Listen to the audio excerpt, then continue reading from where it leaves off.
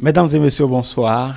Dans le cadre donc de la quinzaine des 30 ans de la conférence nationale sur télé, nous recevons pour vous un des envoyés spéciaux à l'époque donc pour ces travaux de la conférence nationale tenue au PLM à Legio. Il s'agit de Constant Agbidi-Nukun. Bonsoir à vous. Bonsoir, cher ami. Vous êtes journaliste à la retraite.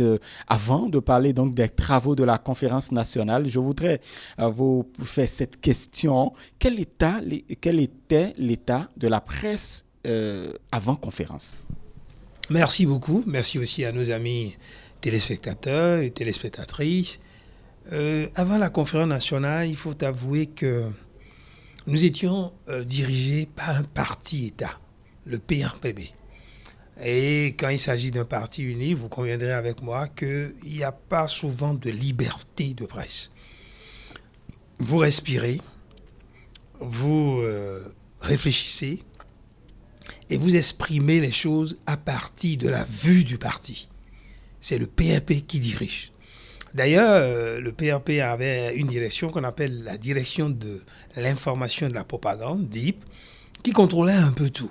C'est-à-dire qu'à 15-20 minutes d'une édition, certains de nos responsables de l'époque pouvaient passer et corriger tous les papiers que vous avez faits et qui doivent aller à l'antenne. Donc, ça vous dit qu'il n'y a pas de liberté de presse. Alors qu'il n'était pas journaliste aussi. Il y a certains qui n'étaient pas du tout journalistes. Il y en a qui n'étaient pas du tout journalistes. Et il y en a d'autres qui étaient nos aînés. Ben, qu'est-ce que vous voulez? Ils sont baignés par cette profession-là, en ce moment-là, dans ces circonstances-là, et on faisait avec. Et à un moment donné, nous avons compris que ça ne pouvait pas continuer. C'est ainsi qu'en juin 1989, nous nous sommes dit on ne pouvait pas continuer toujours à être gouverné de cette manière-là. Nous avons dit que nous allons observer une grève de 48 heures d'avertissement pour que les choses changent un peu. C'est vrai que certains de nos collègues, Francis Ossou, Vincent Nassi, André-Marie Johnson, Isidore Zissou, Marcel Tchobo, ils sont très nombreux. Ils ont dit que nous devons organiser cette grève pour montrer au pouvoir que les choses doivent changer. Le président Kélékou a appris... Vous bénéficiez de la complicité du syndicat? Il faut avouer qu'à ce moment-là, nous n'avons même pas cherché à travailler avec le syndicat. Les responsables syndicaux qui étaient dans la maison, à un moment donné, ont compris l'enjeu, parce qu'ils n'ont pas bronché, mais ils nous ont laissé faire. D'ailleurs, nous n'avons pas cherché trop à les associer, parce que nous disions qu'ils ne seraient pas du même bord que nous. Toujours est-il que nous avons maintenu la grève, et le président Kélékou l'a appris, il s'est dit, attention, si l'ORTB entre dans ce mouvement-là, ça pourrait être pire pour le PRPB et son régime. Le président a demandé à nous rencontrer, il est venu, je me rappelle, un jeudi, à 10h du matin, et il nous a quittés vers 17h. 7 heures de séance de travail. Et vous parlez de quoi? On parlait des difficultés qui étaient les nôtres pour travailler, il n'y a pas de matériel, on était à 6-7 mois d'arriérés de salaire, donc on n'avait pas de moyens, mais on venait. Il n'y a pas de salaire, mais on venait. Et on a dit qu'il faut reconstruire une nouvelle télévision. Cette télévision, elle est vieille. La radio aussi, elle est vieille. Il n'y a pas de fongible, Monsieur le Président. Et nous faisons l'effort de continuer le travail. Et le gouvernement que vous représentez, que vous dirigez, ne fait rien pour nous. Il a dit non, écoutez, la crise est mondiale. Nous allons essayer de faire les choses et comptez sur moi. Progressivement, on va améliorer vos conditions de vie et votre condition de travail. On a dit niet. On ne peut plus lâcher et on a maintenu la grève. C'est vrai, ça lui a fait très mal. Il pensait que l'ORTB doit être toujours avec lui. Et c'est ainsi que nous avons pris le cours normal de l'histoire. Parce que les étudiants, les enseignants, les fonctionnaires dans beaucoup d'administrations étaient déjà en grève. Et on a dit il faut faire comme eux. Et nous avons maintenu, nous avons fait les 48 heures de grève d'avertissement. Et nous avons continué notre chemin menant vers la conférence nationale. Et voilà, et la décision d'aller à la conférence nationale a été prise, un décret pour nommer d'ailleurs les membres du comité préparatoire et tout cela. Avec quel sentiment vous receviez ces différentes décisions qui sont issues d'un certain nombre d'événements qui se sont déroulés en 1989? Il faut avouer, il faut rappeler que les 6 et 7 décembre 1989, toutes les instances supérieures de l'État et du parti s'étaient réunies. bureau politique, comité central, conseil exécutif national, comité permanent de l'Assemblée nationale révolutionnaire, tous étaient réunis.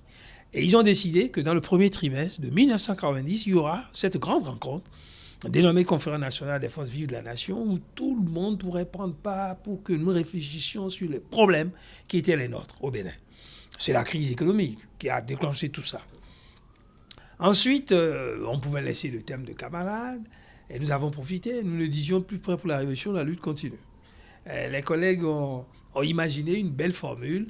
Quand nous terminons, nous disons « bonsoir chez vous », qui remplaçait prêt pour la révolution, la lutte continue.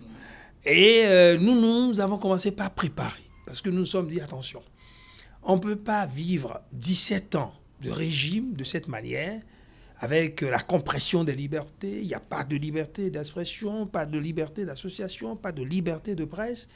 Et nous allons continuer et surtout quitter, sortir de la conférence les mains vides.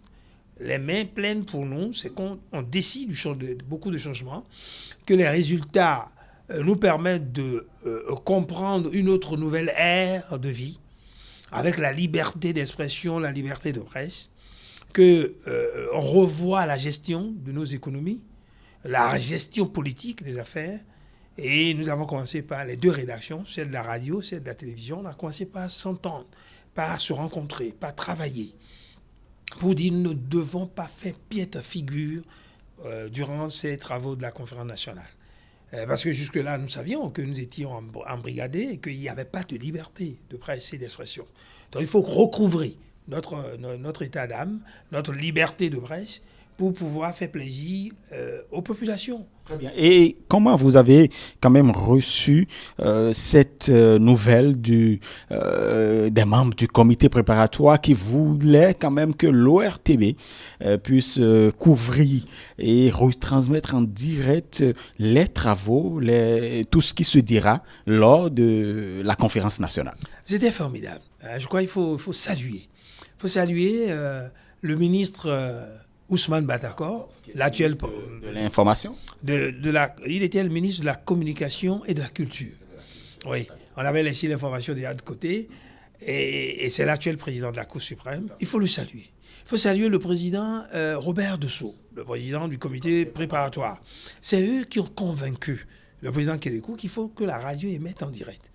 Nous, on n'avait pas les moyens. Vous savez, en ce temps-là, il y avait 6 mois, 7 mois d'arriérés de salaire. Donc, il n'y avait pas de fongile, pas de cassette. Il faut déplacer les cas.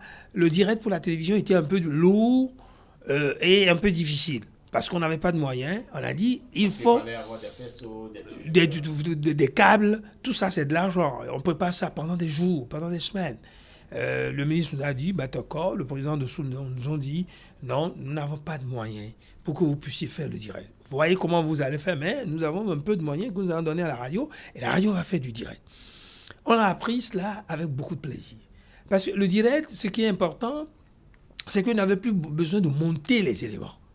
Vous le faites vivre en direct aux populations. Et nous, on faisait un peu du faux direct à la télévision, c'est-à-dire qu'on enregistrait les éléments et on venait pour diffuser. C'est ceux qui sont bien informés, qui savent que nous ne faisions pas du vrai direct. Mais toujours est-il que les choses se sont bien passées. Le direct a permis aux Béninois de suivre minute par minute tout ce qui se passait au PLM Aléjo. Ça a été un bon détonateur par rapport à l'esprit même de la conférence, je dirais aux décisions qui seraient prises, à la volonté des délégués de continuer, parce que dès le début déjà, la première question que tout le monde se posait, qu'est-ce que nous sommes venus faire ici, à la conférence nationale? Est-ce que nous allons décider de beaucoup de changements pour notre pays? Est-ce que les gens du PRPB et le président Kélékou en personne, est-ce qu'ils vont accepter les résultats qui seront issus de ces travaux? C'est la question que tout le monde se posait. Et nous, on avait peur. On avait peur parce que nous sommes très jeunes, c'est vrai. Et on s'est dit, écoutez, les 2-3 premiers jours ont été de la cacophonie. Les délégués ne s'entendaient pas. Parce qu'il fallait que le comité préparatoire cède la place au comité provisoire, dirigé par feu président Salomon Bioukou, avec Madame Hélène Keke à Relou, et puis un jeune qui s'appelait Kakbo. Il faut avouer que pendant 3 jours, les délégués ne s'entendaient pas. Et c'est à partir du 3e jour qu'on a pu élire les membres du présidium Et c'était heureux de voir Monseigneur Feu Monseigneur Isidore de Souza à la tête de ce présidium, avec de grandes personnalités. Maître Bertin Borda, qui n'est plus, Léopold Dessous, qui n'est plus, Maître Grace d'Almeida Adamon, qui n'est plus, le professeur Thévrogier aussi, qui n'est plus aujourd'hui. Et ces gens-là, aux côtés de Monseigneur, je dirais que c'est un bel ensemble qui travaillait pour l'avenir et le changement. Vous qui étiez envoyé spécial de l'ORTB, vous avez vu des choses qui ne sont peut-être pas dites encore aujourd'hui. Quelles sont ces choses que vous pouvez quand même nous rappeler, en fait, nous préciser, la jeune génération, et rappeler peut-être à ces gens qui ont vécu la même chose que vous? Je dirais surtout à la jeune génération et ceux qui ont peut-être oublié.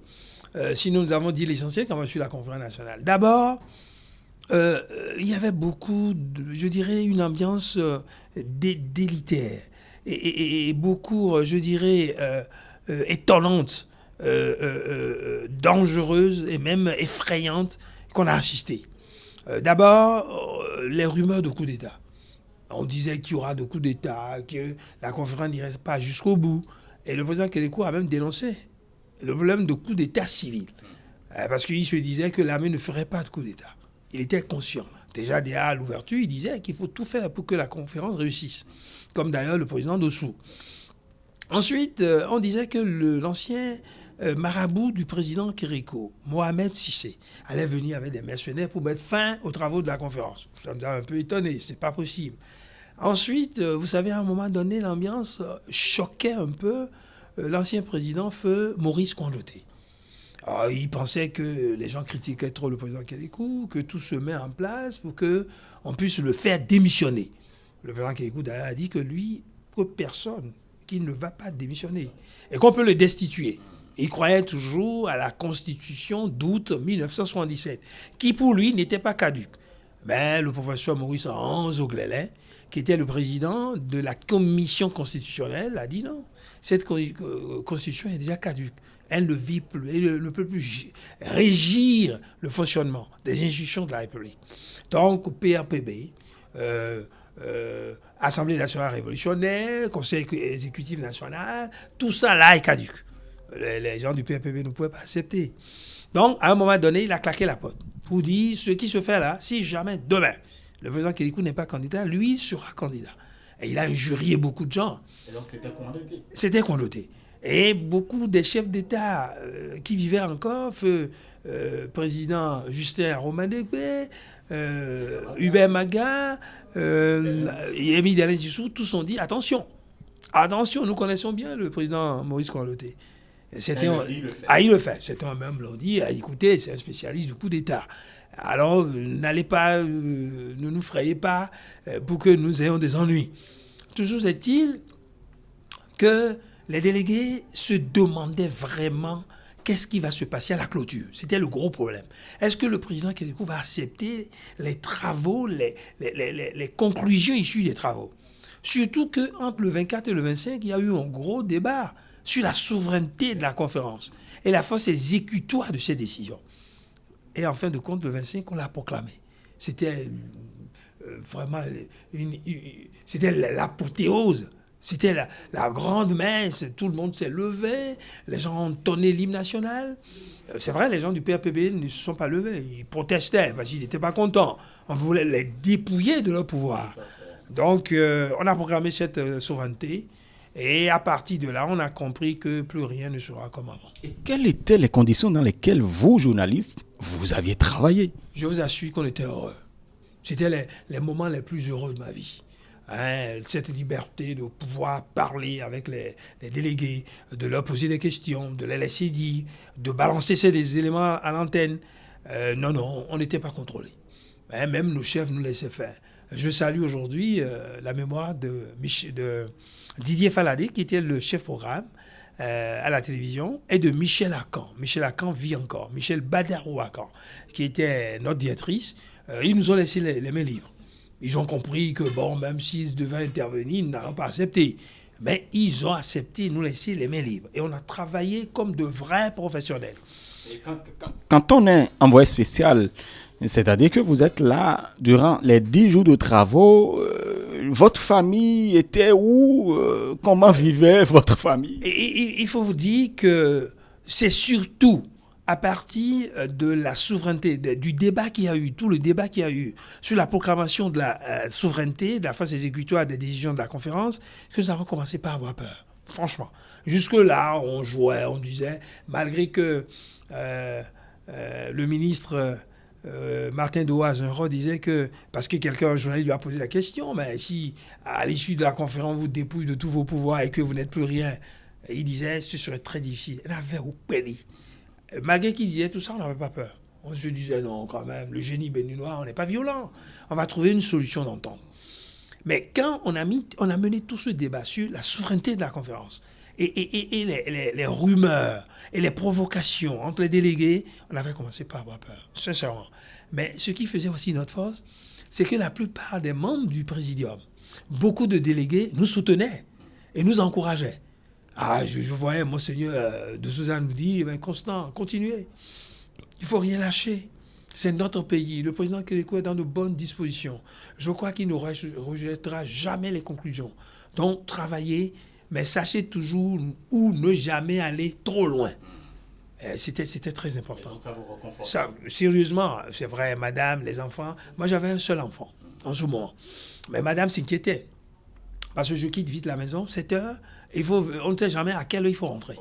Alors, on peut rentrer à 1h, 2h du matin. Parce qu'il faut préparer tout ce qui va se passer le lendemain. Quand nous venons, vers 20h, nous nous retrouvons à la télévision. Et nous faisons le point, ce que chacun doit faire le lendemain. André-Marie Johnson, vous faites ceci. Francis Oussou, Joël Ndolo, Philippe Nsek, les frères migrants, Justin et Gérard. Donc, on s'entendait sur ce que chacun devrait faire. Parce que nous sommes préoccupés de l'avenir du Bénin. On n'était pas allé là-bas pour s'amuser. Donc, on rentrait tard, madame s'inquiétait. Je vous avoue que les 3 derniers jours, je n'ai pas passé la nuit à la maison. Et c'est comme ça pour beaucoup de mes collègues d'ailleurs. Hein, on avait peur, parce que vous savez, parfois, à la rédaction, on reçoit des coups de fil et on vous menaçait au téléphone pour dire « Ah bon, c'est vous, c'est toujours vous, Constant, c'est toujours vous, André, c'est vous, Francis. » Vous avez reçu des menaces? Des menaces, il y en a eu. Il y en a eu énormément, sincèrement. Hein, vous savez, même les gens du Petit Palais nous menaçaient de temps à autre. Mais j'ai compris que c'est des menaces seulement pour nous faire peur. Ils sont jamais allés trop loin. Non. Ah, ils nous laissaient. C'est pas comme aujourd'hui, on a des véhicules. Non. Moi, j'avais une BBCT. Francis avait une Kawasaki. Clément Wenontin, paix à son âme, avait une AV45. Jean Rolacquen, paix à son âme, n'avait pas de mobilette. C'est le Tough. Donc, on pouvait nous malmener, sincèrement, si les gens voulaient. Mais non, le génie béninois, c'est la patience, c'est l'entente, c'est la non-violence. Je crois que tout cela a présidé et les choses se sont bien passées. La conférence a décidé de la mise en place de la HAC. Oui. Quelle lecture vous en faites? Nous avons exigé la mise en place de la HAC. Alors, nous savions déjà qu'en France, il y avait le Conseil supérieur de l'audiovisuel. Et on s'est dit, écoutez, il faut qu'il y ait un organe comme ça. D'ailleurs, la première dénomination du Conseil supérieur de l'audiovisuel en France, c'était la HAC. Nous n'avons pas inventé. C'est la haute autorité de l'audiovisuel et de la communication. On avait notre porte-parole à la conférence, c'était notre doyen Sébastien Agota, qui, en prenant la parole, a insisté là-dessus. Il a dit non, il nous faut une instance de régulation parce qu'on ne peut plus parler des organes de l'État, non. C'est plutôt les organes du service public et que tous les Béninois, tous les citoyens, tous les partis politiques, tous les membres des ONG, des associations de développement doivent avoir accès libre et équitable à l'antenne. C'est-à-dire qu'il ne faut plus serrer, opprimer, bloquer. Non, l'antenne doit être libre. Mais quand on parle de liberté, ce n'est pas du libertinage. Nous savions ce que nous devions faire pour ne pas tomber toujours sous le coup de la loi. Mais je vous avoue, la RAC a fait du chemin. Il faut féliciter tous ceux qui ont travaillé à la RAC jusqu'aujourd'hui, même la mandature qui est là. Mais ce qu'il faut, il faut qu'on se remette un peu en cause. Il n'y a aucune disposition constitutionnelle ou statutaire de la RAC qui interdit définitivement un organe de presse. Non, ça n'existe pas. Quand on me dit, par exemple, vous vous rappelez d'ailleurs, on a interdit définitivement le Béninois libéré. Sous le président Yahi Boni. Même si Mais c'est parce que c'est anticonstitutionnel qu'en saisissant la Cour constitutionnelle, la Cour a dit qu'on ne peut pas, que la RAC a dépassé ses limites. Et il faut rétablir le Béninois libéré dans ses fonctions. Et avec les anciens, ceux qui animaient ce journal. Mais la décision a été prise par la RAC que ceux-là ne seront plus jamais journalistes et qui n'animeront plus jamais la presse. C'est pas possible. Il n'y a aucune loi qui dit ça. Donc moi je veux que la RAC revienne à de meilleurs sentiments. Ils sont là pour soutenir la presse. C'est pas pour être des adversaires, des ennemis de la presse. Non. Et ils sont là pour soutenir la presse et aider le gouvernement à mettre les moyens qu'il faut à la disposition de la presse privée comme du service public. L'ORTB, la nation ont besoin aussi des moyens pour continuer leur job. Donc, je crois qu'il faut qu'on se revoie. J'aurais bien aimé un grand colloque où les gens de la RAC, les acteurs de la presse, les animateurs, tous, nous allons nous rencontrer pour nous dire la vérité et pour partir sur de nouvelles bases. Très bien. Et vous avez quelques anecdotes à partager avec nous. Bon, lors des travaux, certainement, il y a eu des choses. Vous pouvez partager ça avec nous. Alors, la toute première anecdote qui me vient à l'idée, c'est ce soir-là, où ils avaient coupé le courant. À un moment donné, le soir, vers 17h, 18h, il n'y avait plus de courant. Et ça se faisait un peu sombre à l'intérieur par rapport à l'extérieur. Et on avait eu peur. On a dit attention, est-ce que c'est pas fait exprès ? Écoutez, André Maï Johnson était à mes côtés, Francis était un peu plus loin. Et j'ai dit, écoutez, qu'est-ce qui se passe là ? Attention, il ne faut pas qu'on nous zougouille là. Alors on s'est vu, on a dit non. Et quelques minutes après, le courant a été rétabli. Je me rappelle aussi que un jour, nous devions aller là-bas pour un débat. Les gens voulaient qu'on parle de la caducité ou non de la Constitution d'août 1977. Et il y avait plein de gens qui étaient venus. Il y avait il y avait Maître Robert Dessous, il y avait le président Adrien Oumbéji, il y avait plein de gens. Et c'est Francis Dessous et moi qui devions animer le débat à la télévision. Mais on ne sait pas ce qui s'est passé. Ils étaient là et à un moment donné, les gens ont dit que le débat ne devrait plus avoir lieu. Nous, on s'était préparés, on est là. Pour quelle raison ? Jusqu'aujourd'hui, je ne peux pas vous dire la raison. Je ne sais pas. On a demandé, Francis était étonné. On a dit, mais qu'est-ce qui s'est passé ? Personne n'a pu nous donner d'explication. Ça nous a beaucoup choqués. Si bien que le lendemain, je me rappelle comme si c'était hier, c'est feu Maître Grâce d'Almeida Adamon qui a posé le problème. Et on a dit que vous deviez faire le débat hier. Qu'est-ce qui s'est passé ? Nous, on était incapables de donner de réponse. On a dit seulement, Maître, Mesdames, Messieurs du Présidium, chers délégués, nous n'avons pas pu organiser ce débat, malgré que les acteurs qui devaient participer étaient sur le plateau. Très bien. Voilà. Et pour finir, quand vous prenez du recul aujourd'hui, 30 ans après la conférence nationale, quel regard vous portez sur la presse béninoise ? La presse a beaucoup évolué. Il faut saluer les acteurs. C'est pas facile, la liberté de la presse. Et la presse, ça ne rapporte pas. Certains croient que quand on crée un journal, quand on a une radio, quand on anime une maison de télévision, que ça rapporte des milliards, des millions. Non, c'est pas vrai. D'abord, il n'y a pas de publicité au Bénin. Donc, c'est pourquoi l'État, nous allons supplier l'État de bien vouloir. L'État, c'est le gouvernement de mon pays. De bien vouloir chaque année mettre le fonds destiné à l'aide à la presse publique et privée à la disposition de la RAC. Parce que nous avons besoin d'être formés. Il faut qu'on forme les journalistes. La plupart se sont formés sur le tas. Ce n'est pas suffisant. Il faut qu'il y ait des recyclages, des stades de perfectionnement, des formations pointues. Il faut que progressivement, les journalistes aiment se spécialiser. Il faut qu'on me dise, par exemple, vous êtes spécialiste de la culture. Que mon ami là-bas est spécialiste en matière d'hygiène publique, de santé. Que l'autre, il aime beaucoup la politique. Et l'autre, il aime les aspects économiques. C'est comme ça qu'on peut faire développer la presse. Donc, aujourd'hui, il y a tout de même des formations. Il y a des formations, mais ce n'est pas encore ça que je veux. Je veux des formations pointues qui doivent aider le journaliste à mieux connaître l'exercice de son métier. La profession, ce n'est pas une profession banale. Non. N'est pas journaliste qui veut. Je ne claironne pas pour ma paroisse, non. Parce que compte tenu du rôle que joue la presse dans le développement d'un pays, d'une société, il faut que les journalistes soient bien formés et que l'État progressivement nous soutienne, que la RAC fasse son travail. Nous sommes des amis, engagés dans un même combat pour la liberté de la presse, pour l'enracinement de la démocratie. Et tout ça, nous avons besoin de l'État, du concours de l'État et le concours de la RAC. Si vous avez un message à l'endroit de la jeune génération qui ne connaît peut-être pas l'histoire de la conférence nationale, quel serait ce message? J'ai appris avec plaisir, le chef de l'État a dit que dans le cas des 30 ans, je veux parler du président Patrice Talon, que dans le cas des 30 ans de la conférence nationale, cette année, nous allons aussi célébrer les 60 ans de l'indépendance du Bénin. Et qu'il y a tout un programme. Et que dans ce programme aussi, on va parler un peu de la conférence nationale. Ça veut dire qu'il faut des documents qu'on doit mettre à la disposition de la jeune génération. Je m'évertue à la maison d'expliquer un peu tout cela à mes enfants. Ils ne savent pas grand-chose. Parce qu'ils sont tous nés bien après la conférence nationale. Ils ne savent pas. Et nous ne mettons pas l'accent sur ce que j'appellerais le devoir de mémoire. Le président l'a dit, le président Patrice Talon, moi je le remercie, il a dit on va revoir complètement le PLM Aléjo. Et que il y a un marais qui est à côté avec tout le domaine. Et si on transforme ça en station balnéaire, et sans oublier le PM Aléjo, parce que mon doyen Jérôme Carlos a fait une très belle proposition. Il dit chaque année, les grands du monde se retrouvent à Davos, qui est une station balnéaire en Suisse.